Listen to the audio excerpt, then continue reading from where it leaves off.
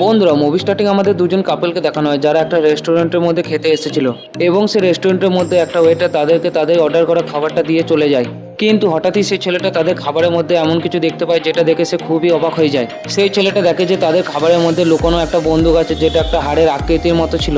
তখন সেই ছেলেটা সেই হাড়গুলোকে একের পর এক লাগাতে শুরু করে এবং সেই হাড়গুলো শেষমেশ একটা বন্দুকের আকৃতি নিয়ে নেয়। এরপর সেই ছেলেটা তার মুখ থেকে তার নকল দাঁতগুলোকে বার করে এবং সেই বন্দুকের মধ্যে সেগুলোকে গুলির মতো ব্যবহার করে।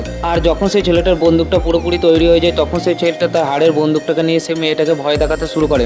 কিন্তু সেই ছেলেটা সেই মেয়েটাকে শ্যুট করে না এবং অন্যদিকে সেই ছেলেটা তার বন্দুকটাকে ব্যবহার করার জন্য খুবই উৎসুক হয়ে উঠছিল।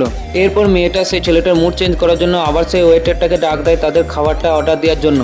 এবং যখন সেই ওয়েটারটা তাদের দুজনের কাছে আসে তাদের কাছে খাবারের অর্ডার নেওয়ার জন্য, তখন হঠাৎ ছেলেটা সেই ওয়েটারটাকে তার হাড় দিয়ে বানানো বন্দুকটাকে দেখায় এবং তার উপরে শ্যুট করে দেয়।